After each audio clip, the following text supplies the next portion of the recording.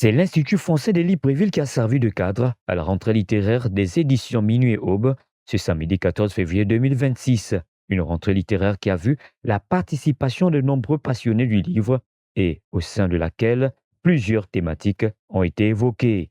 Par le livre, il y a donc moyen de parler du Gabon sur la base de ce que le pays présente comme ressort culturel et ce que le pays présente comme, on va dire, vitrine pour ce qui relève de la personnalité profonde de l'âme gabonaise.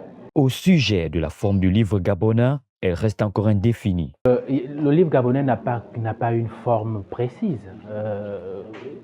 Comme je l'ai dit tout à l'heure, ça dépend de l'écrivain, ça dépend du ressenti de l'écrivain. Les enjeux ici sont de plusieurs ordres. La littérature gabonaise continue d'être dynamique, une littérature toujours bien portante.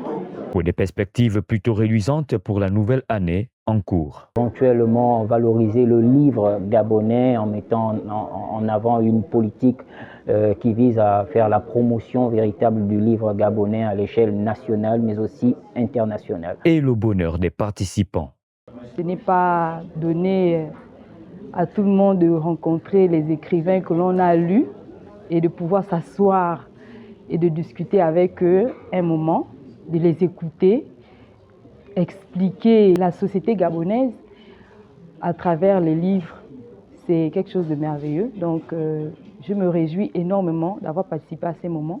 Voilà, la littérature gabonaise, bien qu'elle soit présentement en pleine ébullition, reste que cette dernière est délaissée, souffrant du manque d'accompagnement et se heurte à la montagne du désintérêt des populations à la lecture et des politiques publiques quasi inexistantes de promotion du livre gabonais.